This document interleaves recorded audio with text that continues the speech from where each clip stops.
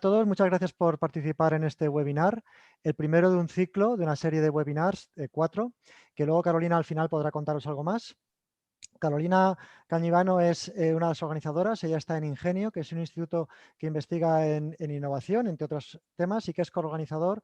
Bueno, Ingenio es mixto, Consejo Superior de Investigaciones Científicas y Universidad Politécnica de Valencia, y organiza este evento en coordinación con la Cátedra de Transición Energética Urbana, que está financiada por el Ayuntamiento de Las Naves.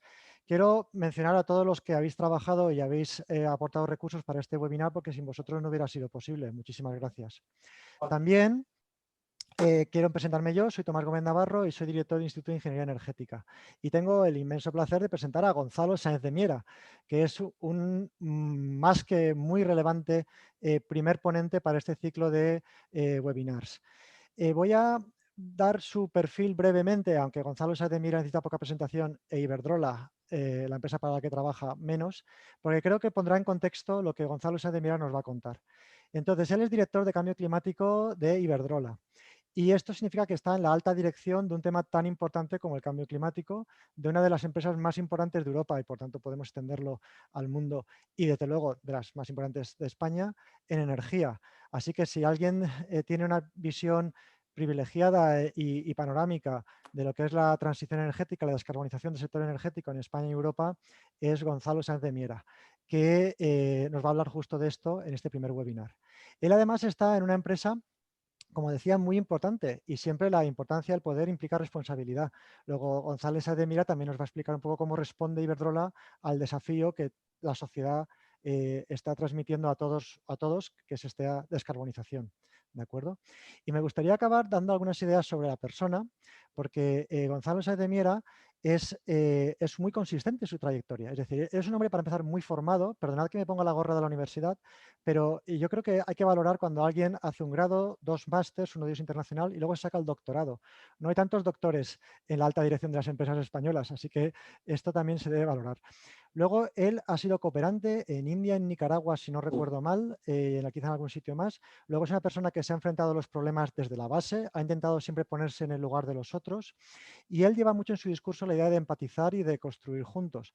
Entra en Iberdrola por energías renovables, por tanto tiene este conocimiento de lo que sería esta apuesta o estas propuestas para transformar el sistema energético. Ha llegado a tener alta responsabilidad en renovables y ahora está en cambio climático, como decía. Por tanto, como veis, es un perfil consistente que ha sido cocinero antes que fraile, si me permitís usar la famosa frase, que tiene una visión de empatizar, tiene una visión de construir juntos. Él habla siempre de la coordinación necesaria entre la academia, la administración pública, la sociedad civil y la empresa privada a la que él representa. Y son las 4 hélices de la innovación que Ingenio también conoce. Hoy en día son 5 con los medios de comunicación, pero seguro que Gonzalo también los tiene muy en cuenta. Entonces, yo no quiero robarle más tiempo, le cedo ya la palabra. Con esto quería un poco dibujar este perfil tan adecuado para este primer webinar. Pues Gonzalo, por favor. Bueno, oye, pues buenos días a todos y muchísimas gracias por darme la oportunidad de participar en este ciclo de seminarios. O sea que muchas gracias a Ingenio, a Carolina Cañivano, porque es la que me invitó, y a ti, Tomás, y como director de la Cátedra de Transición Energética. Yo hoy os quería hablar de 2 temas.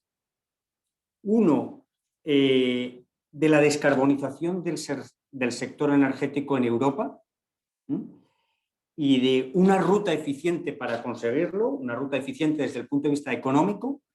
Y en segundo lugar, cómo esta descarbonización del sector energético puede representar una oportunidad única para nuestra economía, y en particular para la economía española. Como has dicho, Tomás, yo me dedico al cambio climático, soy director de cambio climático en Iberdrola, pero también me gustaría destacar que soy vicepresidente del Grupo Español de Crecimiento Verde, que es un grupo, pues, de 50 o 60 empresas que defendemos que el crecimiento verde, lejos de ser una barrera al crecimiento económico, es una oportunidad. Y también estoy en la Asociación Española de Economía Energética como vicepresidente, que es lo que tú decías, Tomás, es una asociación que defiende que la economía puede jugar un papel en la solución de los problemas energéticos, igual que, pero colaborando con otras áreas, con la sociología, la tecnología, pero claramente la economía pues, puede jugar un papel. Yo hoy os quería hablar de estos dos temas y he estructurado un poco mi intervención en 5 puntos. Primero, voy a recordar los problemas que suponen para nuestra economía y nuestra sociedad el cambio climático y también la contaminación del aire. En segundo lugar, voy a hablar del sector energético. Y el sector energético es la causa de estos problemas. Y, por tanto, la transformación del sistema energético es parte esencial de la solución. Luego voy a presentar los resultados de este estudio que hemos hecho sobre la ruta óptima para la descarbonización. Luego voy a hablar de las implicaciones y las oportunidades que esto supone.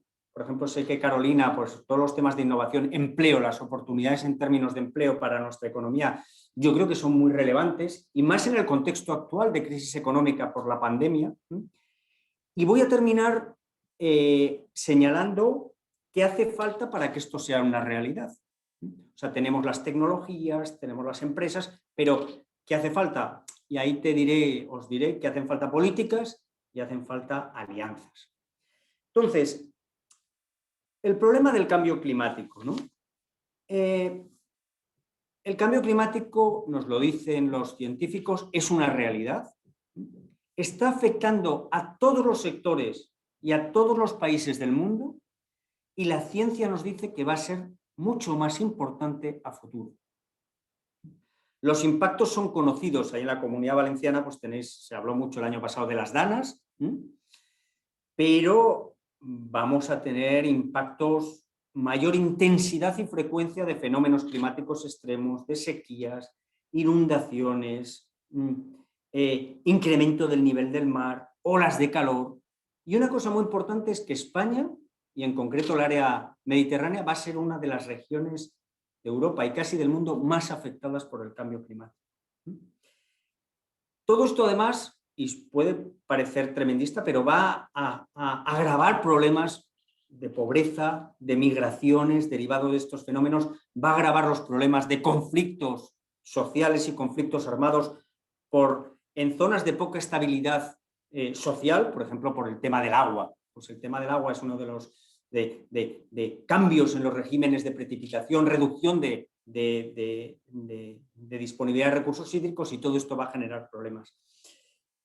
Y el otro problema que quería destacar es el de la contaminación del aire. Esto es un problema más centrado en las ciudades, pero es un problema que provoca 35.000 muertos al año en España, muertes prematuras, 500.000 en el mundo, que genera, que tiene daños sobre la salud de los ciudadanos, importantísimos daños económicos. ¿Y por qué relaciono estos problemas? Porque yo creo que diría que son los principales problemas ambientales, junto con la pérdida de biodiversidad, a los que se enfrenta la humanidad. Y son problemas que están muy relacionados, porque la causa es la misma. El sistema energético actual basado en combustibles fósiles. Entonces, y por tanto las soluciones deberían ser parecidas, pero no siempre. O sea, por ejemplo, en las ciudades se está apostando por el gas como un elemento para mitigar o para reducir los problemas de calidad del aire, pero en cambio el uso del gas provoca cambio climático. Entonces, yo creo que es muy importante la coordinación entre políticas de calidad del aire y políticas de cambio climático. Bueno, pues la importancia de estos problemas ambientales se reflejan, sabéis que cada año hay una reunión en Davos donde se reúnen los principales líderes mundiales, líderes económicos, sociales, políticos, y hacen una encuesta entre todos los asistentes para ver cuáles son los principales riesgos para la economía y la estabilidad económica mundial. Y aquí, a ver si puedo compartir la pantalla. Compartir. ¿Se está viendo ahora la pantalla? Sí, confirmado. Pues ahí tenéis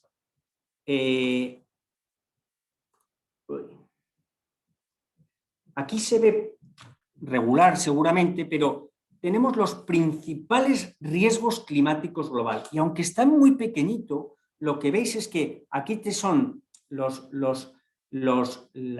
riesgos con mayor impacto y aquí está la likelihood, la probabilidad de ocurrencia. Por tanto, esto que está aquí son los riesgos más probables y con mayor impacto. Pues todos están relacionados. Este año se ha colado, por supuesto, el de las enfermedades contagiosas por el tema del COVID, pero aquí tenéis el cambio climático, la pérdida de biodiversidad, los desastres naturales, el impacto, fenómenos climáticos extremos. Por tanto, los líderes mundiales nos están diciendo que son los principales riesgos para la economía mundial. Voy a dejar de compartir y sigo con el tema. Bueno, pues además de ser, no solo son riesgos macro, sino que son riesgos yo vengo del mundo empresarial, para las empresas, para los negocios de las empresas, sobre todo para las empresas que están basados su negocio en los combustibles fósiles. ¿Y por qué son riesgos para estas empresas?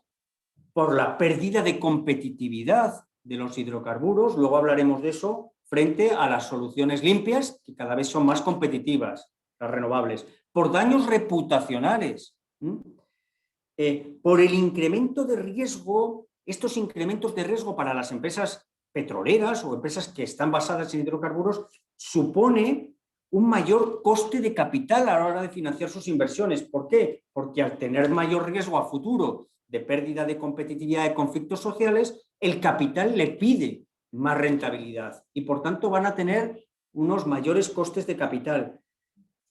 Mayores costes de capital porque todas estas empresas se enfrentan a riesgos, por ejemplo, regulatorios. O sea, si al final se decide que todas las empresas paguen por el CO2 y los consumidores paguemos por el CO2 que consumimos, pues los costes de estas empresas van a ser mayor. Las empresas petroleras, por ejemplo, las restricciones de acceso a las ciudades de los coches, pues les va a afectar a su mercado. En definitivo, otros riesgos, por ejemplo, las demandas judiciales, los aumentos en las primas de los seguros. Todo esto está afectando al mundo empresarial muchísimo. Bueno, pues pasamos ahora al siguiente punto, que es el sistema energético. Pues bien, sabemos que estos dos problemas, el cambio climático y los problemas de calidad del aire, de contaminación del aire, están provocados por el modelo energético actual basado en combustibles fósiles. El 80% de la energía que consumimos en el mundo proviene de combustibles fósiles, de la quema de combustibles fósiles, de la quema de petróleo, de la quema de carbón y la quema de gas natural. Y otra cosa que sabemos es que el 80% de los gases de efecto invernadero vienen de la quema de combustibles fósiles. Por tanto, si queremos hacer frente al problema del cambio climático y también del problema de la calidad del aire, necesitamos transformar radicalmente nuestro sistema energético. ¿Y cómo? En dos líneas básicas. Primero, consumir menos energía, y esto es la eficiencia energética. Y en segundo lugar, que la energía que consumamos, sustituir los combustibles fósiles por energías que no generen CO2, básicamente por energías renovables. Y aquí os vengo a dar una buena noticia, que muchos sabréis, pero que quizás no es suficientemente conocida. Y es que estamos viviendo una revolución tecnológica de las soluciones limpias. O sea, hace 10 años, cuando se hablaba de renovables, y yo ya llevo mucho tiempo en Iberdrola, el problema era que sustituir los fósiles por renovables era caro. Entonces tú tenías que sacrificar competitividad por conseguir verde. ¿Qué es lo que se ha producido en estos años? Una reducción drástica de los costes de las renovables. Los costes de la fotovoltaica se han reducido un 90% en los últimos 10 años. Los costes de la eólica un 75%. Y eso hace que hoy en día las renovables sean la forma más barata. digo por entender, más barata de producir energía eléctrica en el 85, el 95% del planeta. Y lo que es impresionante es que se espera que esta reducción de costes siga en el futuro. Entonces, esperamos reducción de costes de la fotovoltaica de otro 30% en los próximos años. Entonces,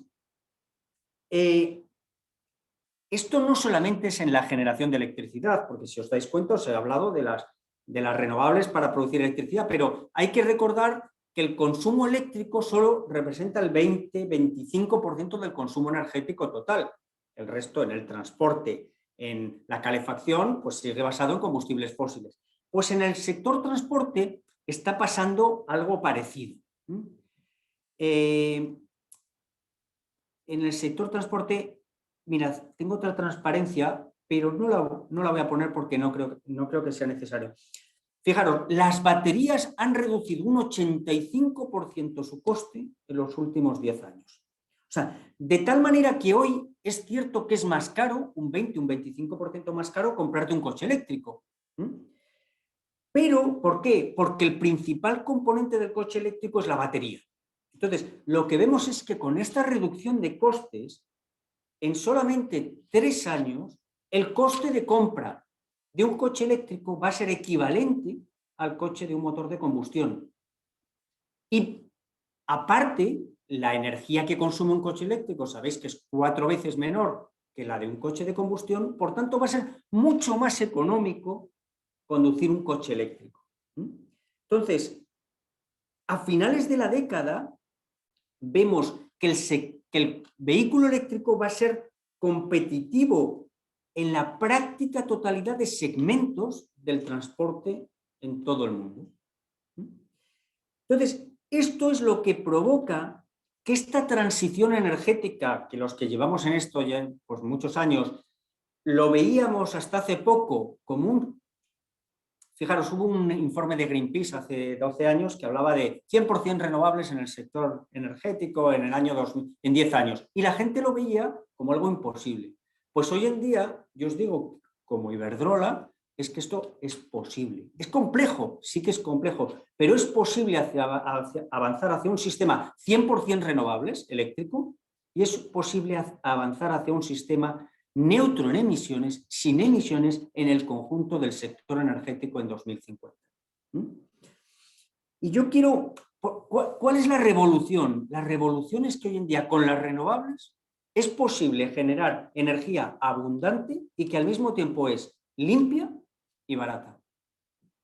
Entonces, esto lo que produce es que no solamente la electricidad vaya a ser más barata y más limpia, sino que la electricidad va a jugar un papel clave en la descarbonización del resto de usos. O sea, en el sector transporte, claro, tú tienes que competir con el petróleo, con el gas, con los biocarburantes, que sabéis que además generan emisiones y problemas, y te llega la solar fotovoltaica, la eólica, que es que son lo más económico. Y lo mismo pasa en la calefacción. Una bomba de calor alimentada con renovables es más competitiva, va a ser más competitiva que el petróleo. Entonces, esto cambia totalmente el paradigma. O sea, de hecho, fijaros, antes lo importante para un país, para la competitividad de un país, en términos energéticos, era tener petróleo. Pues ahora lo importante es tener recursos naturales. Y no os enseño aquí un mapa de Europa, pero veis que la radiación solar, por supuesto, está en el sur. Entonces, esto lo que va a hacer, y esto es tremendo, que al final si vamos a un sistema eléctrico con renovables, un sistema energético basado en renovables, los que tengan más renovables van a tener una energía más económica. Y por tanto, lo curioso es que en España vamos a tener una energía un 20, un 30% más económica que nuestros vecinos europeos, que Alemania. Y por tanto, va a ser un elemento de competitividad de la economía española. Y esto se ha producido por esta revolución tecnológica de los últimos años. También es cierto, y eso, o sea, esto, por ejemplo, hay muchos estudios, la OIT acá sacó un estudio el año pasado, que la Organización Internacional del Trabajo, diciendo que se van a generar 18 millones de puestos de trabajo con las energías renovables a 2030. Positivos, 18 millones positivos, netos positivos. pero hay que reconocer que va a haber determinadas regiones y determinados sectores que a corto plazo se va a ver negativamente afectados. Hablo, por ejemplo, del carbón. Pues la industria del carbón. Y, por tanto, es esencial que haya políticas de transición justa para que esta transición realmente beneficie al conjunto de sectores y al conjunto de la economía. Bueno, pues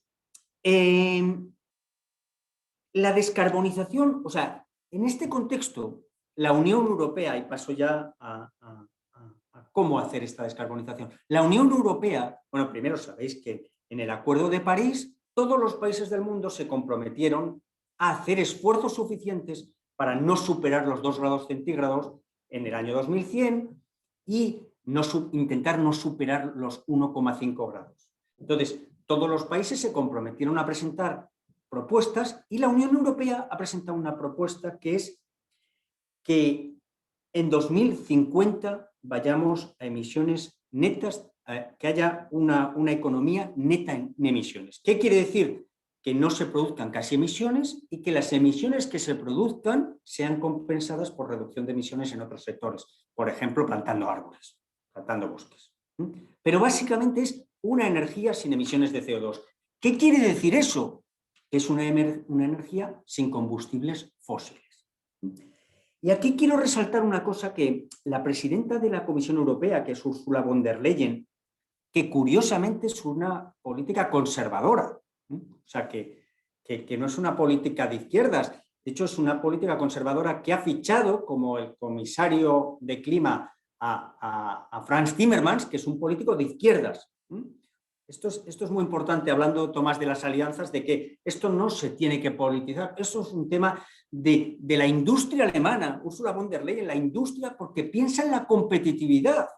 No está pensando solamente en el medio ambiente, que también, y en las generaciones venideras, que también. Está pensando en que aquí va a haber oportunidades industriales importantísimas y que el que sepa ser líder va a poder aprovechar estas oportunidades. Y ojo, el que no aproveche, el que no vea esta revolución, va a tener serios problemas de viabilidad a futuro. O sea, yo como Iberdrola, pues Iberdrola llevamos apostando por esto y nos ha ido muy bien. Pero tenemos que estar a la vanguardia en todo esto, tenemos que estar a la vanguardia del hidrógeno verde, que es la siguiente revolución tecnológica. Y otras empresas energéticas no han apostado por renovables, no han apostado por la transformación energética y están pasando por problemas muy importantes. Entonces, nosotros lo que hicimos, ahora sí que voy a compartir la pantalla, nosotros encargamos a una consultora europea. Esto es lo que tiene que hacer Europa en los próximos años. Aquí tenéis las emisiones y se ve pues, que las emisiones en amarillo son las emisiones del sector eléctrico, en azul las emisiones de las industrias, en marrón las emisiones del transporte. Pues todas estas emisiones se tienen que reducir a 0 en el año 2050. O sea, tienen que desaparecer las emisiones y, por tanto, tienen que desaparecer los combustibles fósiles. En 2050 en Europa no va a haber combustibles fósiles. Eso es lo que es tremendo. Entonces, lo que hicimos fue, encargamos a una consultora que es AFRI, que antes era POIRI, hacer un ejercicio de la ruta económica óptima para alcanzar ese objetivo. Entonces, la consultora tiene una serie de modelos muy complejos, pero básicamente tiene 3 módulos diferentes. El primer módulo es la descarbonización del sector transporte. El segundo módulo es la descarbonización de la generación de calor, y calor para usos domésticos y calor para usos industriales. Y el tercer módulo es el sector eléctrico. Entonces, estos 3 usos, transporte, calor y sector eléctrico, engloban el conjunto de los usos energéticos en Europa. Entonces, los modelos son complicados, pero conceptualmente le metemos solamente 2 restricciones. La primera es que el sector energético tiene que estar descarbonizado en 2050. Aquí, esto no es el conjunto de la economía, es el sector de la energía que representa el 80% de las emisiones. Estamos hablando de energía. Y nosotros le decimos, tiene que tener 0 emisiones. Y la segunda restricción es que sea con el mínimo coste. O sea, que esto, nosotros dándole hipótesis de costes de las renovables, del coche eléctrico, de la bomba de calor, lo que hace es optimizar cómo se tiene que desarrollar. Y os voy a presentar los principales resultados. Esta primera es el sector transporte. El sector transporte, que no lo he puesto aquí, lo divide en 4 subsectores. Vehículos de pasajeros por carretera, trenes, furgonetas y camiones. Entonces, aquí veis en el gráfico de la izquierda son los kilómetros recorridos, en billones de kilómetros, y en el de la derecha el uso de energía. Entonces, si vamos, por ejemplo, al uso de energía, el de la derecha veis que hoy en día casi todo, en el año 2020, casi todo es diésel, que es lo negro, luego tenemos gasolina azul y luego tenemos un poquito de electricidad, de coches híbridos y demás. Entonces, ¿qué es lo que se produce aquí? Pues se produce en el año 2030, ya aumenta muchísimo los vehículos eléctricos e híbridos y eso provoca una reducción del consumo energético porque los coches híbridos y eléctricos consumen menos energía. Un coche eléctrico consume 4 veces menos de energía.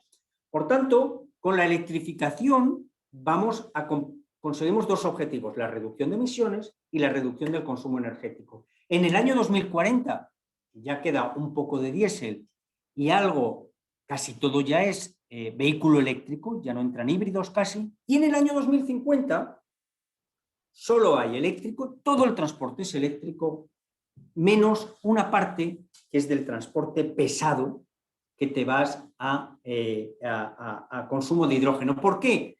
Porque esto es en rutas muy largas, donde no puedas poner puntos de recarga intermedios, y dado que si no las baterías serían costosísimas, en este caso, en este único segmento, los camiones de hidrógeno, movidos con hidrógeno, 100% renovables, pero con hidrógeno, serían más competitivos que los vehículos eléctricos.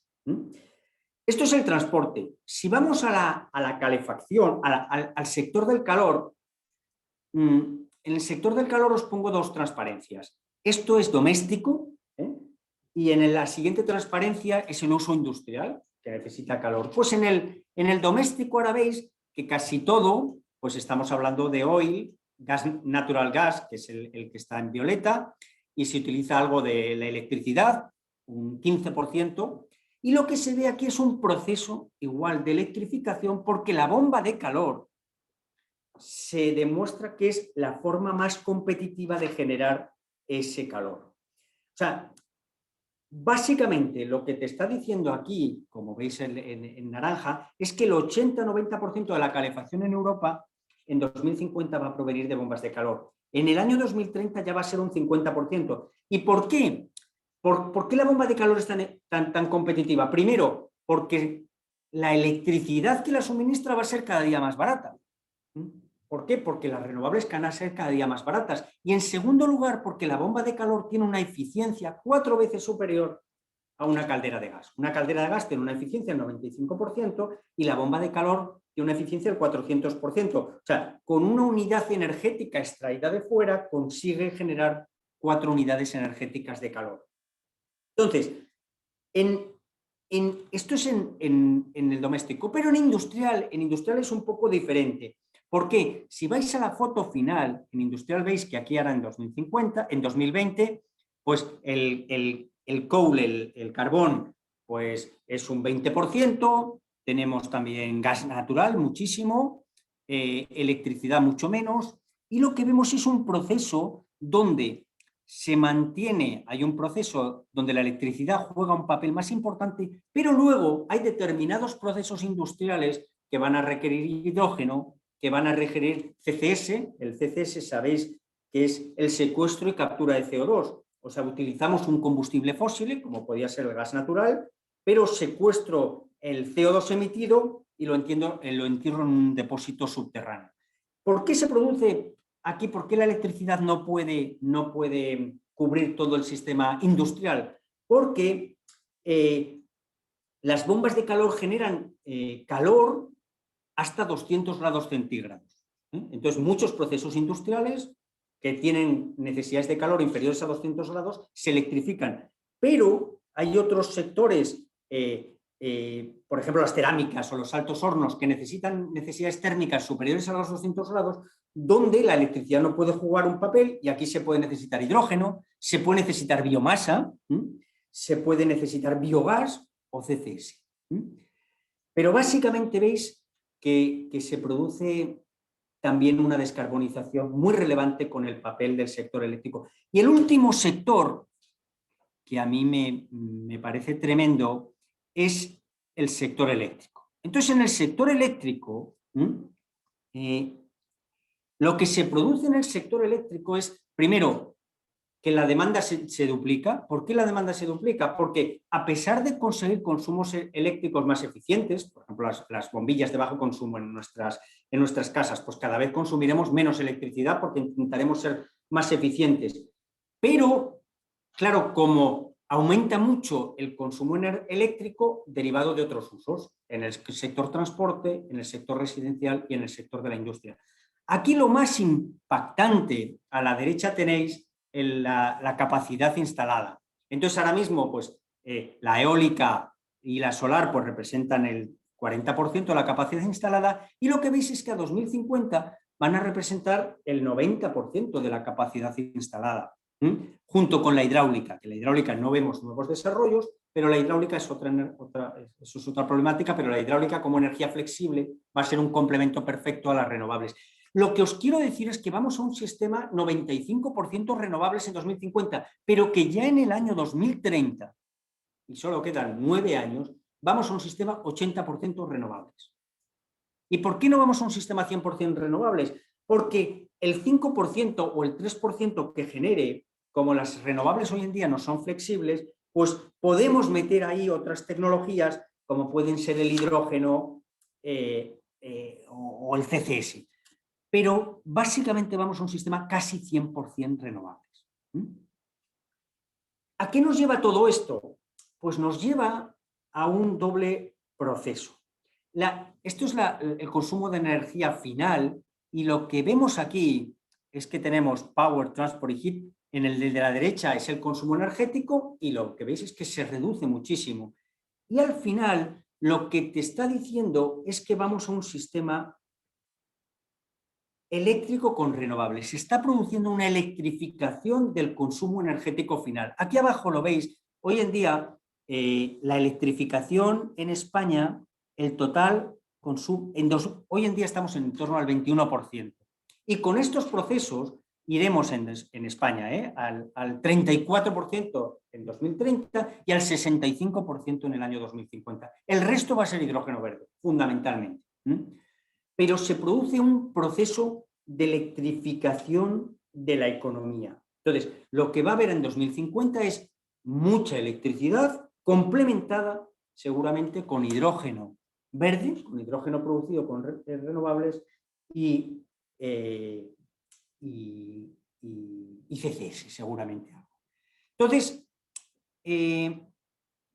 dejo de compartir y paso al último punto, que es ¿qué necesitamos para avanzar hacia este escenario? Pues necesitamos, básicamente el mensaje que os estoy diciendo es que tenemos las tecnologías, las empresas estamos dispuestos a invertir, los bancos están dispuestos a financiar, y ahora no es un problema la financiación. ¿Qué necesitamos? Objetivos y políticas. Las políticas es lo que transforma la sociedad y el comportamiento de los consumidores y de las empresas. O sea, necesitamos compromisos personales, compromisos de las empresas, pero lo que realmente transforma a las empresas son las políticas. O sea, lo que ha hecho que no usemos bolsas de plástico es que ahora mismo se prohíben las bolsas de plástico de un solo uso. Entonces, las políticas son clave. ¿Y qué políticas necesitamos? Pues necesitamos fijar objetivos, ya los hemos fijado. A 2050, 0 emisiones. A 2030, reducción del 55% de las emisiones. Y ahora necesitamos políticas que guíen a la economía, que guíen a los ciudadanos en esa dirección. ¿Y qué necesitamos? Necesitamos políticas fiscales. O sea, aplicar el principio de quien contamina paga. Entonces, ahora mismo no ocurre, y os voy a poner el ejemplo de si ahora mismo tú te duchas en una ducha alimentada por gas natural, si te duchas con una ducha eléctrica en tu casa, en esa electricidad estás pagando CO2. ¿Por qué? Porque el sector eléctrico está incluido en el sistema de comercio de emisiones de la Unión Europea. Y además estás pagando renovables, porque hoy en día las renovables en el conjunto español las paga el consumidor energético. En cambio, si te duchas con gas, no pagas CO2, porque el gas no está sujeto al comercio de emisiones, ni pagas renovables, porque el consumidor de gas no paga renovables. Esto está desincentivando la transición energética verde. Está distorsionando las decisiones del consumo, porque al revés, te lleva a consumir más hidrocarburos que renovables. La política fiscal es clave. La política industrial, y ahí miro a Carolina, o sea, estamos en una revolución industrial, ¿no? Y necesitamos políticas de innovación y políticas industriales para aprovechar oportunidades. Porque, y esto es lo que es tremendo, hay una competencia global por aprovechar las oportunidades. Y si no lo aprovechamos nosotros, lo aprovechan otros. El caso de China. China lleva 8 años siendo el líder mundial en energías renovables. Y ahora mismo se lleva el 80% del mercado. En el caso de los autobuses eléctricos, fijaros, yo fui a una feria de movilidad en Frankfurt hace 10 años y los chinos presentaron un autobús eléctrico. Y los europeos se reían del autobús eléctrico. Esto no va a ser competitivo. Hoy en día los chinos fabrican el 98% de los autobuses eléctricos. ¿Y quién está comprando los autobuses eléctricos? Los europeos. Entonces, necesitamos, o sea, está muy bien que el gobierno haya puesto estos objetivos de desarrollo de renovables, de desarrollo de hidrógeno verde, de desarrollo de coches eléctricos, pero necesitamos ser competitivos en toda la fase de la cadena de valor para poder aprovechar oportunidades industriales. No tiene sentido que los coches eléctricos se los compremos a Francia o que el hidrógeno verde, las empresas, los electrolizadores se lo compremos a China. Tenemos que definir una política industrial inteligente y esto va contra la neutralidad tecnológica. Porque claro, los que quieren que se mantenga el sistema actual dicen, no, neutralidad tecnológica, que gane el que sea. ¿Qué dice? ¿Qué estamos diciendo? ¿Qué está haciendo Francia? ¿Qué está haciendo Alemania? Apostar la recuperación verde en Alemania es coches eléctricos renovables, puntos de recarga. ¿Qué está haciendo Francia? Lo mismo. Y nosotros lo que tenemos es que definir una política industrial decidida e inteligente. También necesitamos políticas de transición justa. Yo creo que lo he dicho antes, porque realmente no podemos dejar nadie atrás. O sea, hay sectores que... Por ejemplo, el sector del automóvil en España. El sector del automóvil en España se va a tener que transformar y yo creo que se enfrenta a un panorama de transformación y de revolución, pero lo que hace falta es dar las señales adecuadas para que los fabricantes actuales pasen a fabricar coches eléctricos y si no, se va a ver muy desfavorecidos. Y lo que tenemos es que definir políticas de transición justa que aseguren que los perdedores o que aseguren que las empresas, los sectores, las regiones que inicialmente se ven desfavorecidos o se ven perjudicados, puedan transformarse para ir en la buena dirección. Un tema que ya no voy a tratar es que luego podemos tratar en el debate, las políticas de recuperación. Las políticas de recuperación son una oportunidad única para dirigir la economía en esta dirección. Tenemos que apostar por sectores de futuro y estos son sectores de futuro y no por apoyar sectores que no van a ser competitivos en el medio plazo una vez que se retiren las ayudas económicas. Mis conclusiones, 10 conclusiones. Primero, no hay economía sostenible sin un medio ambiente sostenible. Yo os lo digo desde el punto de vista empresarial. Segundo, los problemas de calidad del aire y los problemas de cambio climático son una realidad y van a más. Tercero, lo que hay que hacer para luchar contra el cambio climático y los problemas de calidad del aire es descarbonizar el sector energético, transformar el sector energético. Cuarto, esta descarbonización es compleja, es ambiciosa, pero es posible. Y es posible a través de la sustitución progresiva de fósiles por renovables a través del sector eléctrico y, en segundo lugar, medidas de eficiencia energética. Quinto, hacen falta políticas y alianzas. Y luego podemos hablar, Tomás y Carolina, de cómo podemos trabajar juntos Porque es que realmente el reto es de tal magnitud que las empresas solos no lo podemos hacer, ni tampoco los centros de investigación, ni tampoco los gobiernos, ni tampoco las ONGs. Nos tenemos que poner a trabajar todos juntos para ver las oportunidades, para ver cómo avanzamos y ver las oportunidades, cómo obtenemos estas oportunidades. Sexto, la buena noticia es que hay una revolución tecnológica de las energías limpias que hace que esto se convierta, que hace que sea posible y que se convierta en oportunidad. Séptimo, realmente es una oportunidad. Porque lo que estamos hablando en términos económicos es de pasar de una economía de gasto, de importación de hidrocarburos, a una economía de inversión, de generación aquí de nuestra propia energía. Y por tanto esos 35.000, 40.000 millones de euros que salían antes a la compra de hidrocarburos, ahora se pueden quedar aquí generando actividad económica y generando actividad económica competitiva. Octavo, esto va a tener unos cobeneficios muy importantes. No solamente es el problema del cambio climático, es que va a mejorar la calidad del aire y va a mejorar la salud de los ciudadanos. Es que vamos a generar empleo sostenible. Es que puede ser una oportunidad única, es una oportunidad única y estamos inicialmente muy bien posicionados. Noveno, un mensaje optimista. Entramos con buen pie en esta década. En esta década que va a ser clave para cumplir los objetivos de París, de cambio climático. Y entramos con buen pie, ¿por qué? Porque tenemos la revolución tecnológica que os he mencionado. Tenemos a los principales bloques económicos del mundo apostando por la neutralidad climática 2050. China, Japón, Corea del Sur, Canadá. Y entramos por buen pie por el cambio en Estados Unidos, que para esto es muy positivo, porque el nuevo presidente ha dicho que apuesta, que es una de sus prioridades, la lucha contra el cambio climático y la descarbonización. Y sabéis que pasado mañana Estados Unidos entra formalmente de nuevo en el Acuerdo de París. Y último mensaje, esto es una oportunidad, pero tenemos la responsabilidad y la oportunidad y la urgencia, y con esto termino, de cambiar las cosas y lograr un sistema económico y un sistema energético más sostenible.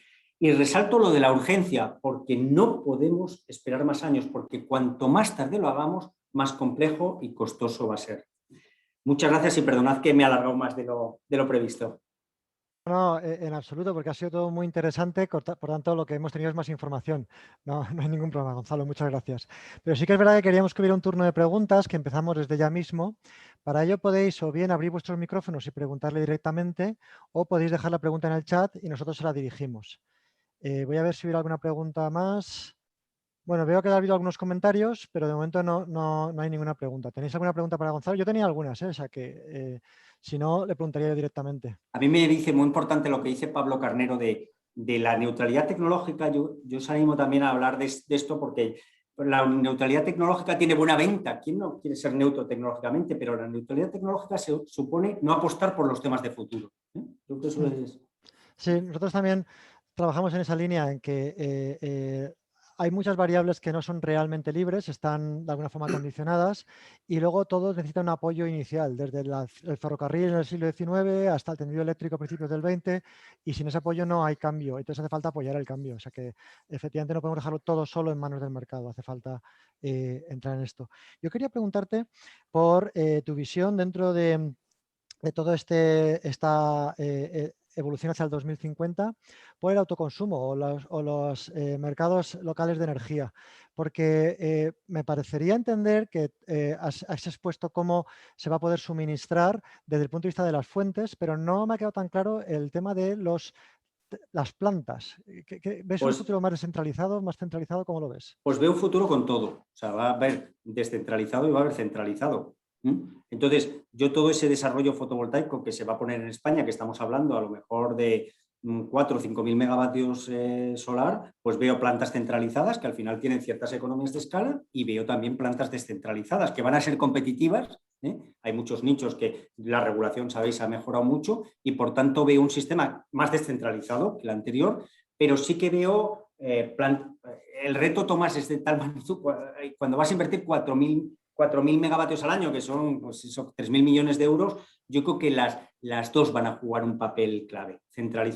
No me atrevo a decir el porcentaje, pero por ejemplo, en tejados, en pues, naves industriales, pues van a jugar un papel clave. En el tema doméstico, claro, la gran instalación tiene economías de escala, eso es evidente, ¿eh? Pero yo creo que también el autoconsumo, por ejemplo, tiene un elemento súper positivo que es la sensibilización social, y creo que por tanto también hay que promoverlo y eso, en definitiva, que las dos van a jugar un papel, ¿eh?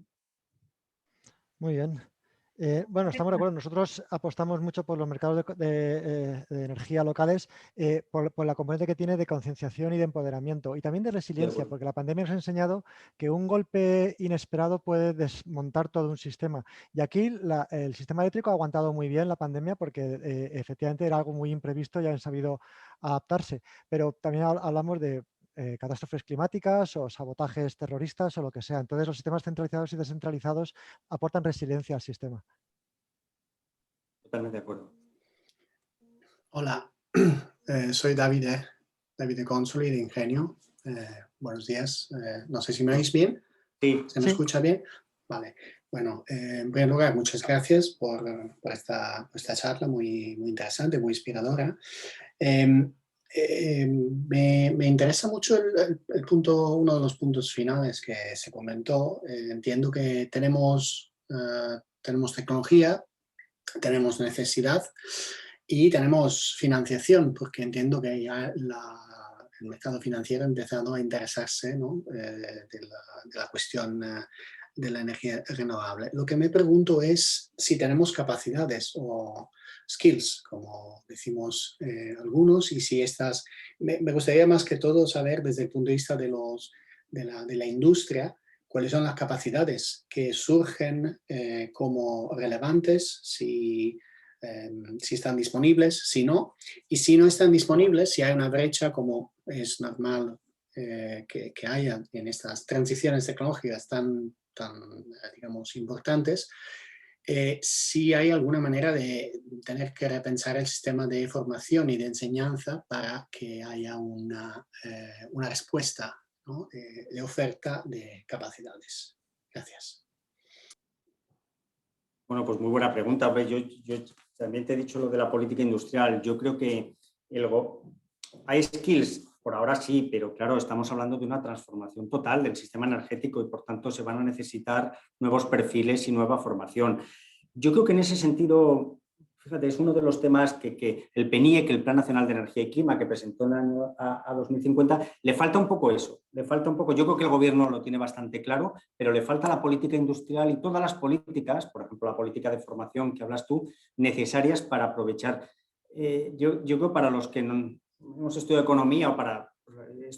yo es que pienso en las revoluciones industriales que hemos vivido. Entonces, para aprovechar esas revoluciones industriales hay que adelantarse.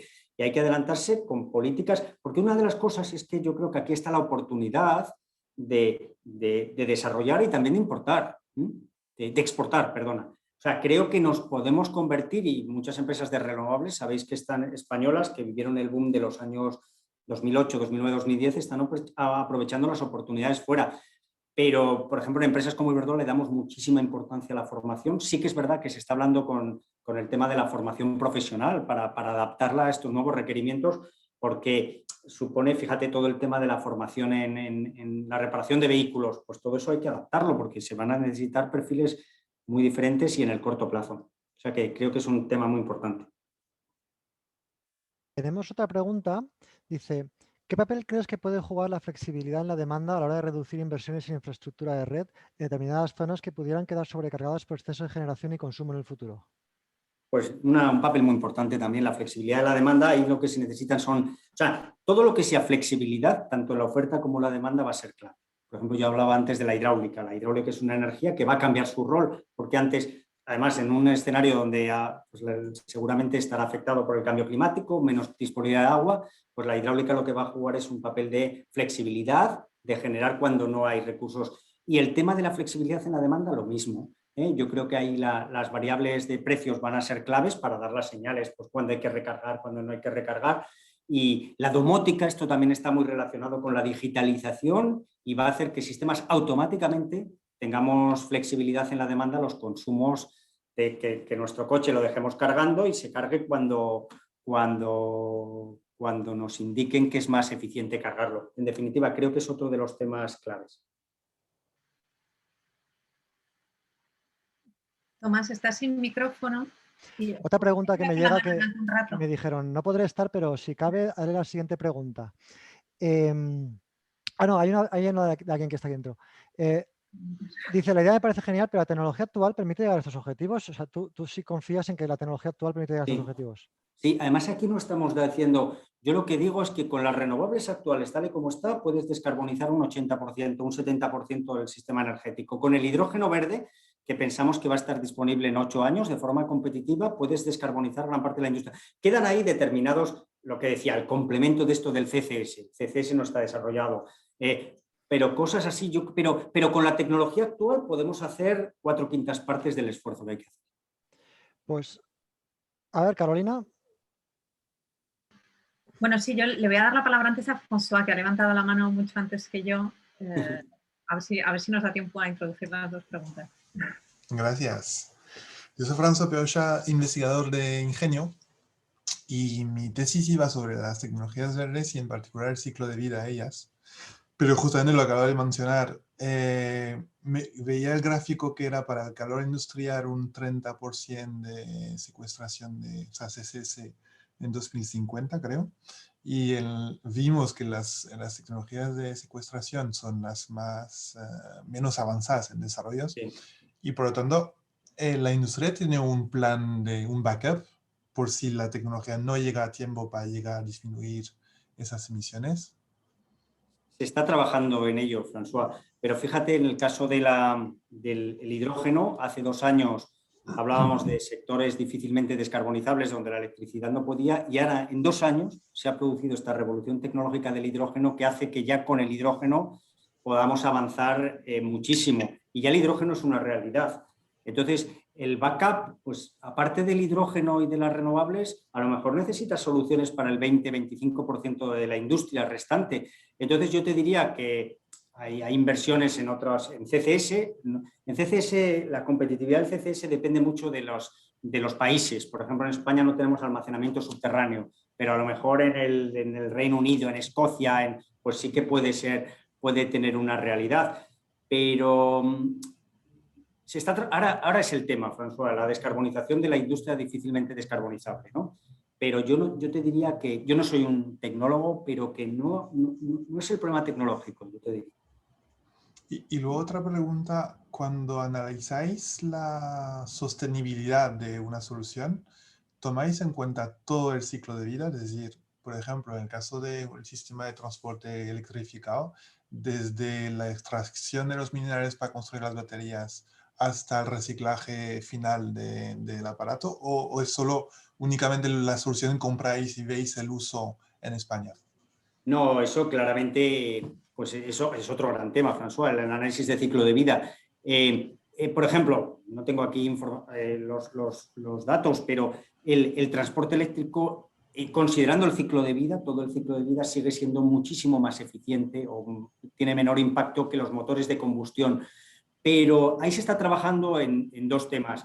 Primero, en la economía circular, el diseño de todo esto para que tenga el menor impacto posible. Luego el reciclaje. Claro, tú ten en cuenta, por ejemplo, que como las baterías no se han usado todavía los 15 años de vida útil, pues todavía no hay, pero ya empieza a haber, por ejemplo, en China, fábricas de reciclaje para la obtención de esos minerales que decías tú, tierras raras, ¿no? Y luego, ¿qué iba a decir? Se me ha olvidado la otra cosa. Pero bueno, si quieres, François, te puedo pasar luego información o me mandas un correo y te mando información sobre todo esto. No, pero muy interesante. No, lo que te iba a decir, que tienes razón, fíjate, habrá que desarrollar los productos allí donde menor impacto tienen. O sea, si tú tienes un sistema eléctrico, por ejemplo, ahora mismo en España, con un 70% sin emisiones de CO2, vas a poder generar las aplicaciones industriales con menos emisiones que si ese motor o que si esa bomba de calor, imagínate, la fabricas en Polonia, donde el 80% de la electricidad sí que tiene emisiones. O sea que es importante también dar señales para que la fabricación se haga allí donde menos impacto tiene. Gracias. Bueno, Tomás, se nos ha ido el tiempo, yo creo, porque Gonzalo tiene otro compromiso ahora. Yo, bueno, dejo la pregunta en el aire y a lo mejor no cabe contestarla hoy, la podemos dejar para otro día, porque, bueno, me ha encantado tu mensaje de optimismo, ¿no? Porque esto ha sido, bueno, dentro de que hay unos retos muy importantes, tu mensaje es fundamentalmente optimista. Existen las tecnologías y la posibilidad de hacerlo si se ponen políticas en marcha, si alianzas, etcétera, si se hacen las cosas bien, podemos llegar. Pero aquí hay un poco de sensación de déjà vu al debate de los límites al crecimiento también que hubo hace muchos años o varias décadas. Últimamente me ha dado por leer a Jason Hickel y realmente es muy deprimente, ¿no? Porque es el mensaje que te dice o nos planteamos un modelo de decrecimiento, es decir, no solo de consumir menos energía, sino abandonar esta idea de incrementos en la competitividad y seguir creciendo, o no llegamos. Entonces, bueno, me encanta escuchar el mensaje optimista, pero como también están estos otros sobre la mesa, pues no sé muy bien a qué atenerme, ¿no? Si tienes da para un debate, pero hay una cosa, Carolina, que es la realidad del cambio climático, y esto o nos dejamos de debates, ¿no? También, y abordamos el problema del cambio climático en los próximos 5 años, sacó el libro este que ha salido en todos lados de Bill Gates, o realmente el impacto, yo creo que es un gran tema, los límites del crecimiento, por supuesto, pero eso daría para otro debate de estos. Pero yo lo que os digo es que realmente el cambio climático, cuanto más te metes a analizarlo, más te das cuenta del impacto tremendo que va a tener nuestra sociedad. Es un tema también que tiene unas dimensiones éticas tremendas, porque lo estamos provocando nosotros y lo sufren aquellos que no han generado emisiones, y lo estamos provocando nosotros y lo sufrirán más las generaciones venideras. Y a mí me parece que, independientemente del debate sobre el crecimiento, tenemos que abordar como sea en los próximos 5 años este gran problema y transformarlo en oportunidad. Y yo, fíjate, yo doy un mensaje positivo. No sé si optimista, yo lo que os digo es que, claro, aquí lo que os estoy dando es el mensaje de Iberdrola, que conocemos las tecnologías. Y entonces lo que estamos viendo es esa revolución tecnológica, y luego lo comentaba Tomás al principio, también un apoyo social creciente a estos planteamientos y a las políticas. Entonces, bueno, pues sí que es verdad que pensamos, porque os estoy dando la visión de Iberdrola, que entramos con buen pie en estos años que van a ser claves. Muy bien, pues muchísimas gracias. Ha sido una inauguración de lujo de este ciclo sobre tecnología, innovación y transiciones a la sostenibilidad. Te lo agradecemos todos enormemente. Espero que haya más ocasiones, seguro, igual incluso en persona, de pensar en esas alianzas que mencionabas. Haremos porque así sea entre los dos institutos y contigo. Igual te pasamos algunas de las cuestiones que están surgiendo en el chat, porque no nos da tiempo a abordarlas. Yo, bueno, emplazo a todos los que habéis asistido a este seminario a que asistáis al siguiente, que tendrá lugar el 11 de marzo a la misma hora. El ponente será Vicente Gallard, que es, bueno, entre otras muchas cosas, es arquitecto y fue arquitecto jefe de la ciudad de Barcelona durante unos años, y hablará de la ciudad autosuficiente. Este será el segundo. Oye, pues muchísimas gracias a todos y un placer haber tenido la oportunidad de compartir esta charla en la primera sesión de este ciclo. Muchas gracias. Muchas gracias. Hasta siempre. Venga, chao.